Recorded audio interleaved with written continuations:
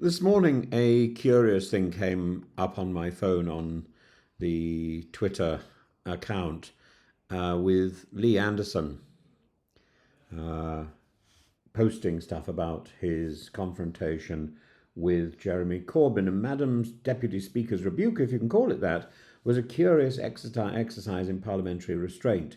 Let's be a bit nicer, she seems to be saying, as though we were in the final 5 minutes of a school debating club, not the Commons chamber, the legislature tasked with defending both law and dignity. And all this was prompted by one of the most disgraceful statements, really, to crawl across the dispatch box this month. Lee Anderson, the MP for Ashfield, suggested that Jeremy Corbyn could be deported alongside 600 asylum seekers. The context was a serious Commons debate on border security and immigration, a moment that ought to demand careful scrutiny of policy, respect for legal processes, and sober language. But Anderson, in his now trademark style of theatrical populism, instead chose bombast. And with the subtlety of a brick through a stained glass window, he asked whether the young men crossing the channel should be detained and deported along with the member for Islington. Now, to analyse this repugnant jest, first, it lazily conflates asylum seekers with criminals and terrorists, an inflammatory trope debunked by Home Office data and condemned by by any halfway decent moral framework. Second, it levels a grotesque and personal insult at Jeremy Corbyn, who, whatever one's view of his politics, is a British citizen, a former leader of His Majesty's opposition, and a sitting MP with nearly half a century of service. Suggesting that he should be deported is not just an insult to Corbyn, it's an insult to the sanctity of Parliament as well. It's tantamount to expulsion by joke, a thinly veiled fantasy of political exile. And what followed, a tut, a sigh, a vague appeal for good temper and moderation. Where was the full-throated rebuke? Where was the Speaker's authority? A member of the House suggested, in jest or otherwise, that the banishment of a fellow MP, not the suspension of party membership, not the loss of the whip, but deportation. In any other profession, this would have resulted in a formal reprimand, if not immediate disciplinary proceedings. This isn't accidental. Anderson is not merely ill-mannered, he's a practitioner of calculated provocation, drawing from the Nigel Farage playbook of anti-politics. His goal is not persuasion, but disruption. His method is not evidence, but innuendo.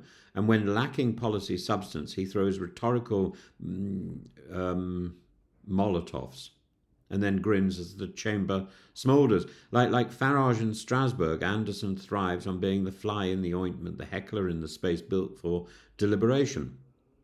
He seeks viral applause from the outside world rather than respect from within the institution he ostensibly serves. But this behaviour corrodes more than dignity. It weakens Parliament as an institution, and when elected representatives are reduced to pantomime villains and no one calls curtain, trust in our democratic process is eroded.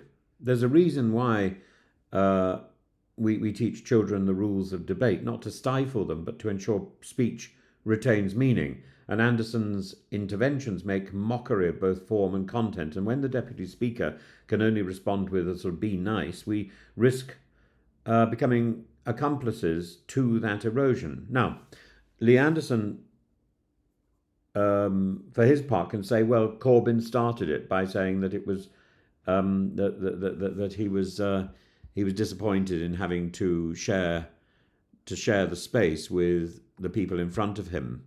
I think, or is he trying to please those people who unfortunately sit in front of me?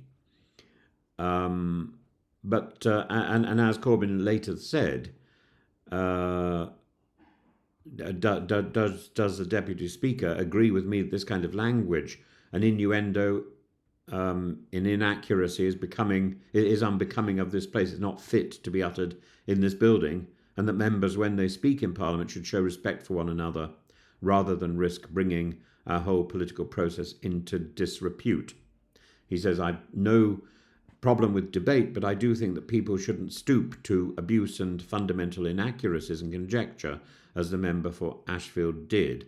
And I've so informed him already. I'm grateful to the Right Honourable Member for giving me notice of the point of order. and I understand that he's informed the honourable member, says the Deputy Speaker, for Ashfield, that he intended to refer him to the Chamber. But and the right honourable member has put his point on record. While I'm not persuaded that anything unparliamentary occurred in the debate, I would remind all members that good temper and moderation, in the words of Erskine May, should be the characteristics of parliamentary debate. And I would encourage all members to act towards each other with courtesy. I don't think that's the sort of response that is appropriate to reflect the potential gravity of this of Lee Anderson's comments. They might be appropriate in a TV show or in GB News or Talk TV. I don't, and they might be funny in that context, but I don't think they're appropriate in the chamber of the House of Commons, and that's really the issue. Lee Anderson's joke was not terribly funny, but it certainly wasn't parliamentarian. It wasn't civil, and it wasn't acceptable. And if the House cannot defend its members from rhetorical exile, I don't see how it can be trusted to defend our laws, our borders, or indeed our better instincts. So what happens when an asylum seeker gets 3 wishes at Dover? Apparently the third is that Lee Anderson be replaced by someone who understands how democracy works. At that point, maybe one can assume someone is genuinely listening. But at the moment, Lee Anderson seems to be able to control the debate and to determine who should go and who should stay. And that isn't appropriate.